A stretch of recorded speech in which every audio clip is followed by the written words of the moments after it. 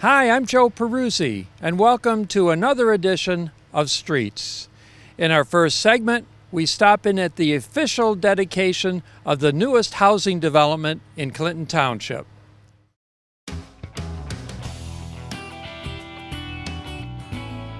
Montage, near the mall at Partridge Creek, is a 650 luxury home development being built by Mosheri Companies. With 27 acres of township parks adjoining the north and east borders of the property and over 5 miles of paths and sidewalks, Montage will be one of the most walkable communities in Michigan.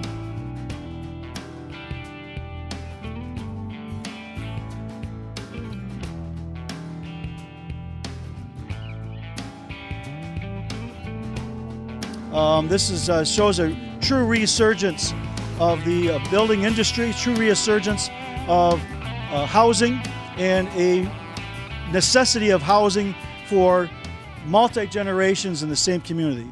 We're very fortunate that Clinton Township is in the forefront and innovative when it comes to housing and housing choices for Michigan families.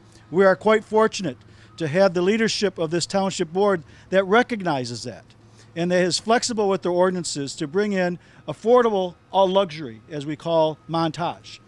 Montage in French means a collection, and this is a collection of ethnicities in Clinton Township, a collection of housing choices, and a collection of just whatever you can dream of as far as what are luxuries in housing and trends for the future.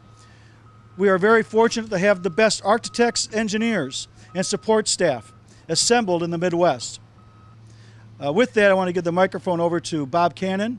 But of course, I want to recognize my father for multiple reasons. First of all, he had the initial wisdom to acquire the property here, this square mile in Clinton Township, first starting on 19 Mile Road and then working our way all up the Hall Road. He had also the vision to make certain that we include everybody, that we have services, that we have shopping, and we have offices and everything to make this a whole community. And the cherry on top is the mall at Partridge Creek. And we have representatives here from the mall at Partridge Creek, and thank you. And what a wonderful place just to walk over to, certainly Michigan's most successful shopping center that we have. But Mr. Cannon, thank you. Thank you, Dominic. First of all, thank you to the Moscheris for picking Clinton Township. You could have picked anywhere, and you picked us, and we're glad you did. We are thrilled that you're not only putting this project together, but thank you for the bike path that you started over there on Romeo Plank Road, and thank you for getting over to Dove Street and getting a little more contour on the turn over there. Those are things you did not have to do, but you chose to do to make this a better community. Clinton Township is proud to have housing for all types of people. We have luxury condominiums. We have luxury apartments. We have public housing in Clinton Township. We have gated communities where rock stars live. And we have everything in between. And we are very proud to offer that to our community and to our residents and to our businesses. So thank you to the Moscheris, thank you to the board and everyone else who's made this a reality. And I can't wait till we get some people in the homes. Dominic? I'm going to hand the microphone, thank you, to my brother Frank.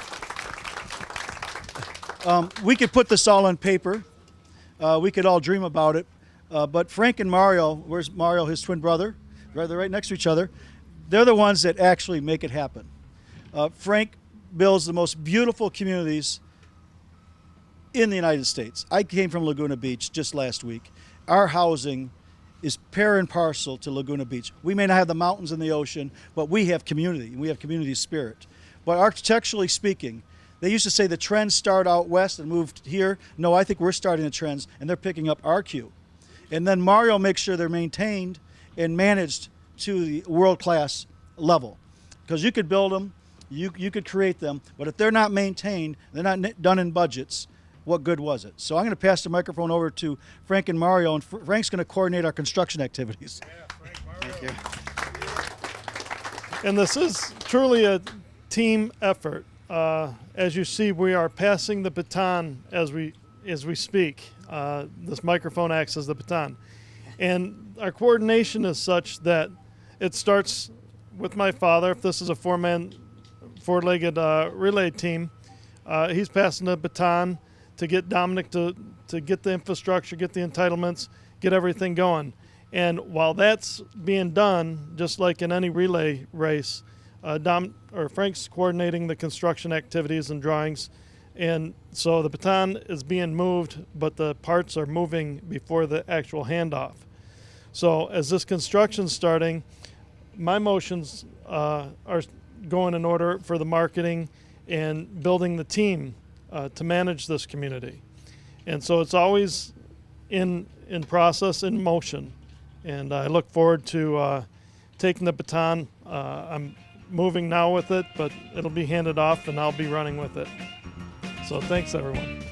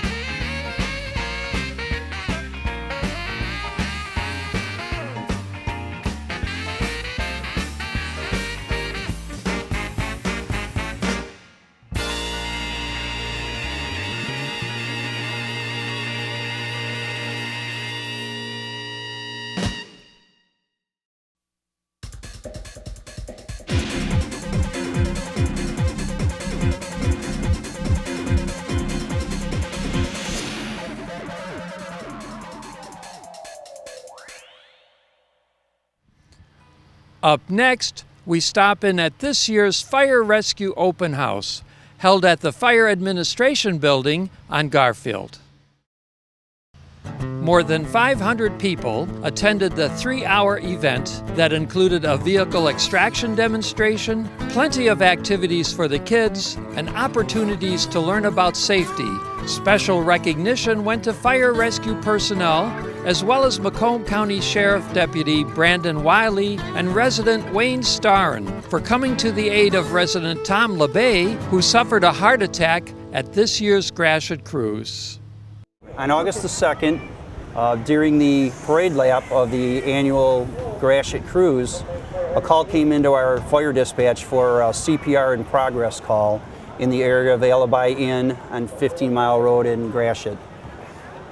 When we arrived with our engine 2 coming out of the 15 Mile and Gratiot station, in an incredible 2 minutes and 41 seconds, I have to say, they arrived to find a sheriff deputy, Brandon Wiley, doing CPR on a gentleman that had collapsed. The gentleman that went down was Mr. Tom LeBay, and he allowed us to use his story today. He came to the open house to tell his part of the story and to thank everybody. And he was transported to the hospital, and on his way into the hospital that particular day, our crews, after starting advanced life support procedures on him, IV, drug administration, defibrillation, en route to the hospital, they were able to successfully defibrillate him, and pulse, breathing, and just normality returned to the patient. Approximately 7 days later, he was released from the hospital, and he's here today. Engine 2 arrived with Mike Olszewski, Alan Stockwell, and Eric Capral. They took over CPR from Deputy Brandon Wiley and also from Mr. Sterron. And he started chest compressions on me. The fire department then used the paddles on me to try and start my heart. By the way, I'd like to know which one of those firemen owed me for a new shirt, because this is all that's left of the one that I was wearing. I hadn't even had it on an hour. But all kidding aside, I can get another shirt. After being transported to the hospital and care being taken over by McLaren Hospital, which resulted in my getting a pacemaker defibrillator installed, I was in the hospital, as I said, 7 days, and in a hospital room for 2 more days, and I received excellent care at the hospital. That's my first time, and probably since I was born, so in 64 years that I've ever been in a hospital. Never liked them, but they did a great job. While I was in the hospital, I was told by my family that Mike Olszewski, the firefighter medic, stopped by twice to check and see how I was doing. And when I arrived home, Deputy Wiley stopped by my house while out on patrol and to check and see how I was doing. He also asked if I had any broken ribs, because he was pressing very hard while administering CPR.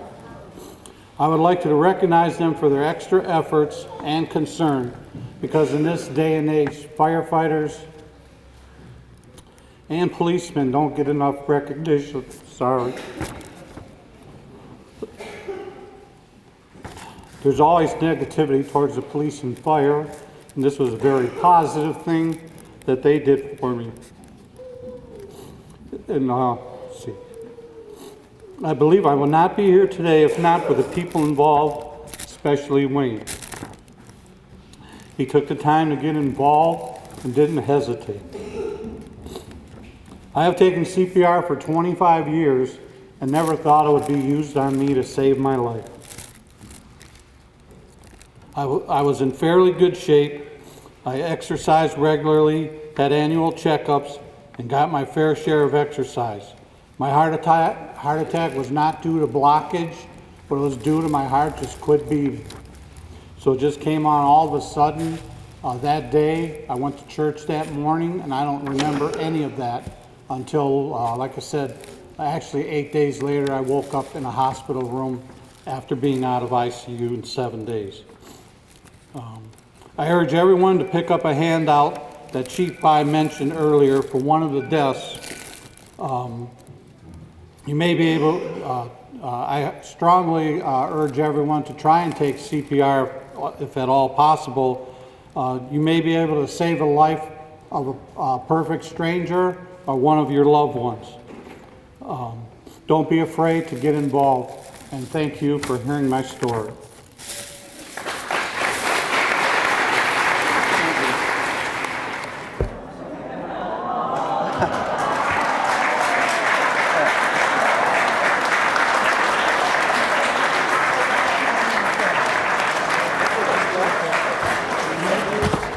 Two of our key players in this that we're recognizing today, Mike Olszewski and Eric Capral, they're out on a fire scene right now, and they're on their way back here. So hopefully by the time this is all done, we can reunite everybody that was involved. Okay, there were two main things that occurred that directly resulted in Mr. LeBay's survival. And it's two things that everyone's capable of. A person came to another's aid in a timely manner. The second was that everyone that worked on Mr. LeBay was trained in CPR. And this is something that everyone about 12 years of age and older can be trained in. Heart attacks could occur in anyone, anywhere, at any time, and this is a perfect example of that. I urge every one of you to get your CPR training, and the major associations have made CPR easy to learn, easy to remember, and safe for the rescuer. On the fire prevention handout table over here, there are some yellow sheets that Mr. LeBay referred to. It's literature that lists several organizations in the area that provide CPR training. Please pick up a flyer and make that call to get trained. In closing, I'd like to thank you all that were on the incident on August 2nd, our own people I'm talking about, and actually for you for having the heart attack and having all this happen. So, and Don't expect it again. okay, good. And even though some of you may think we were just doing our job, they're still all heroes. You each played a part in saving life. And please give them a hand for a fine job.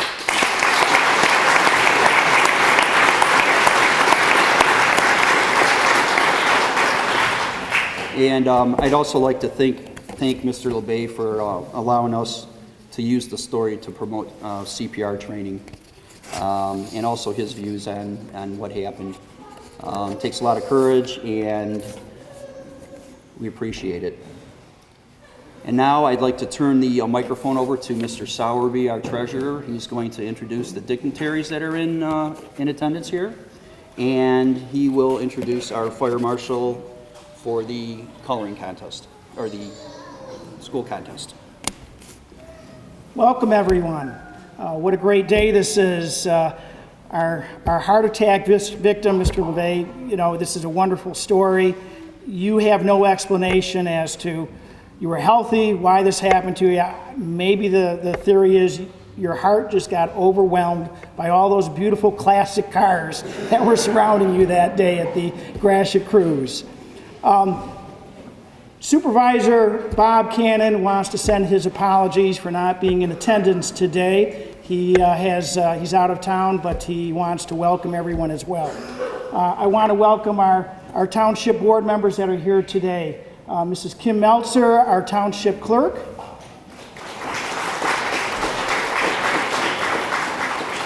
And our Clinton Township trustee, Mr. Ken Pearl. Just a couple words I want to say, and that is, you know, you get overwhelmed when you look around at this great event today and what the whole day is going to be about. But it wouldn't happen if it wasn't for one thing, and that is funding.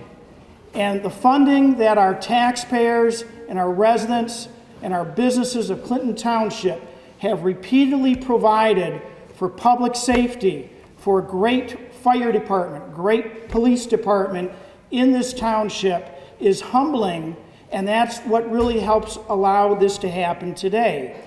And that funding really makes this system work, in that with this funding, we're going to see 5 new fire trucks arriving soon.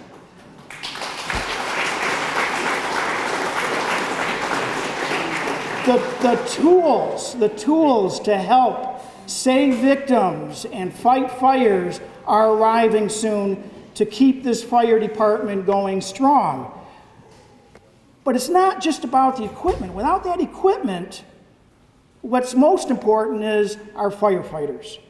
The people that are on the streets, from our battalion chiefs right on down to the newest firefighters that our Township Board of Trustees just hired on Monday. These are the people that really make things click. This is what our residents, our taxpayers, our businesses expect, and we have provided them the best possible, best trained firefighters to go out and save people like this gentleman here, and to train our public, and that's just huge. But it's also about, you know, leadership. I want to acknowledge Chief Jack Shea, who helped lead this township fire department and served this department for many years, who just recently retired. But with his retirement, we have taken on some great new leadership. And it's our leadership that also helps guide this department. It's the leadership of Deputy Chief Randy Cant. It's the leadership of Deputy Chief Jeff Fechtow, and mostly it's the leadership of our new chief, Mike Five.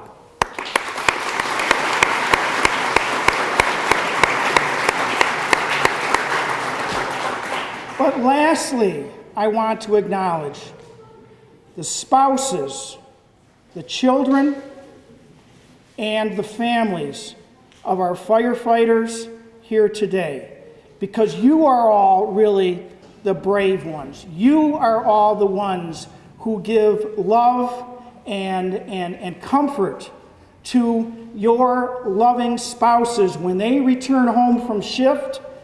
You can be assured that they're home safely, but they were out there doing a dangerous job and arriving home safely, and we want to thank you for all that you do. So thank you to all the families. Our fire inspector has some things he wants to present here today. Ron? Continue. We're here to pursue our educational campaign in making sure that we all have working smoke alarms and also that we have a workable fire escape plan. What I'd like to take a moment before I get into that is to thank my staff, Aaron and Terry, for all the hard work you put into this.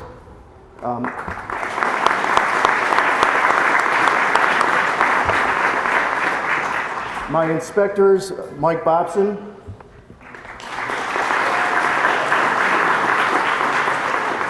my other inspector, Ed Wall, who is actually on a fire, investigating a fire right now. And I want to thank you for your support, as well as our honorable board members. To have the support that I have with them is just, it's a wonderful thing, and it's very appreciated. So going on with the working smoke alarms, the theme this year is hear the beep where you sleep. Every bedroom needs a working smoke alarm. So as we go home today, let's make sure our smoke alarms are working, check the batteries, but in conjunction with that, we also have our fire escape plan. And that is knowing how to get out of a fire, where do we go, what are the exits, and some other important information. So we went out to our fifth graders, we do this every year, and we put on a little contest for them. And we have them drop their escape plans, and then they bring it back here and we pick out winners, and it's not an easy task. They're all winners, quite honestly. But some really go over the top, and we want to recognize them for what they did. I'd like to introduce Abby Grasso.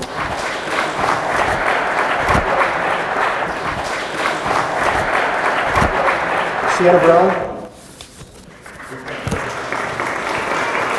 Alicia Jentz.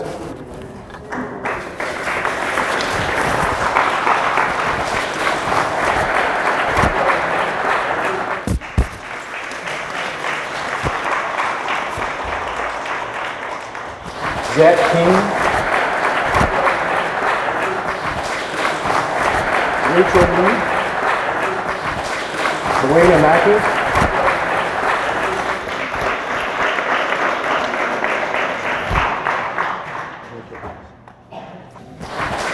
Lily Schick,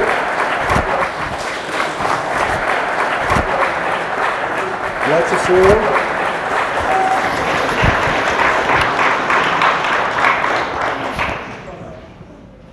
and Amber's cereal.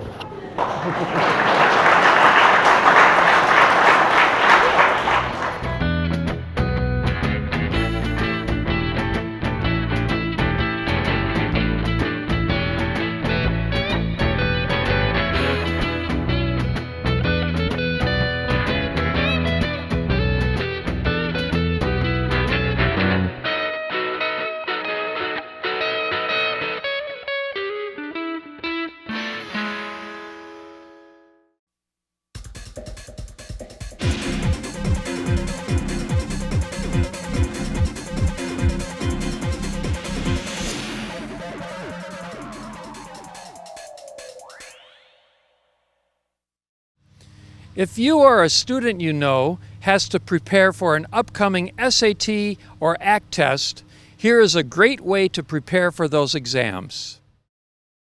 The Student Connection on Garfield, just south of 19 Mile Road, recently opened for business. Their job is to provide qualified tutors to help in all subjects, including reading comprehension, advanced placement courses, foreign languages, even remedial courses. We at the Student Connection have actually been working with all of the school districts within Clinton Township, and we feel that we kind of meet a niche that has been underserved in this particular area. We work with students from preschool to through college, and our motto or our mission kind of at the Student Connection is that every learner is unique, and we connect students with success by individualizing our instruction to meet the individual needs. So we've been particularly successful with our ACT, SAT preparation programs. Previously, the state of Michigan was contracted with ACT, and now going forward, as of 2016, they're contracted with SAT. So that's quite a change in preparation in terms of the test itself. Everybody's been familiar with the ACT, and the SAT has also undergone the largest change in about 50 years in terms of the test itself. So the first time it's being administered nationwide will be in 2016. So we've been working with College Board and with different educational groups to find the best materials in order to prepare our students so that they can achieve success and make their dreams come true to the, and open up more college choices for them. Well, I'm sure the parents and the students too want to do well on the new test, and that's a big change from the years previous. It really is, and again, sometimes the change and unknown, creates some fear, and we're here to allay those fears and prepare them in the best way possible. All of our tutors are skilled in different areas. We have some tutors here that are teachers, certified teachers. Others are experts in their area. We have some engineers. We have some editors. We have different, that have different skill sets that have just found their passion in teaching. And so we provide services in foreign language and AP classes, in students with disabilities. We work with a lot of students that have learning disabilities, and again, even in the testing realm, trying to make sure that they get the accommodations that they need and preparing them in the way that they learn in order to achieve success. So yeah, we have, like I said, everything from kindergarten on through college. We even work with college kids, Right. and working with them to pass standardized tests. We've worked with students on passing the MCATs, the LCATs, the teacher certification tests, even the LSATs for lawyers and things like that. So this is our second location. We've had a location in Birmingham that's been operating for 5-6 years now, and we've, like I said, found success with our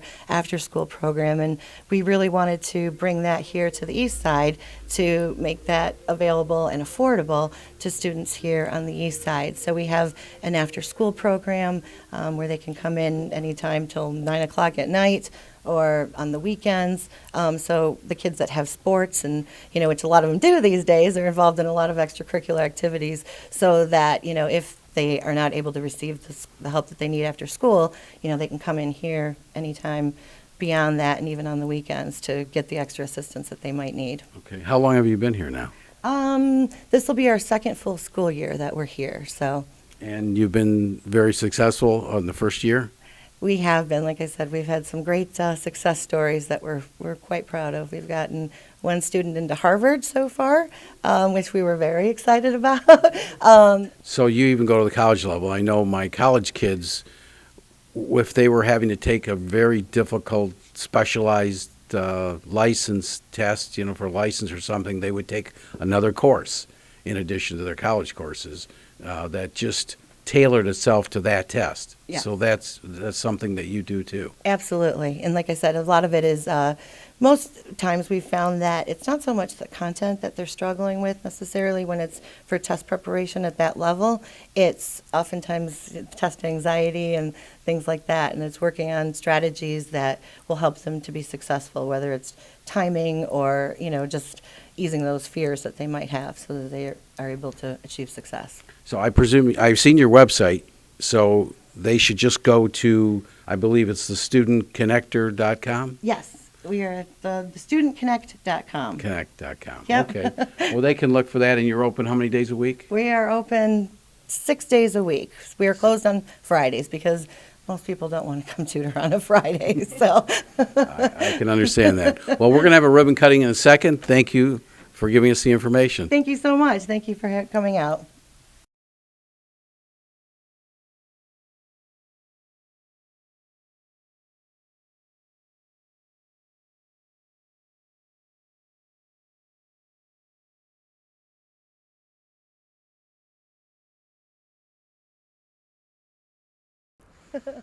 Hi, I'm Kim Meltzer, the Clinton Township Clerk, and today I'm here on Garfield, and we're doing a great ribbon cutting ceremony welcoming the Student Connection.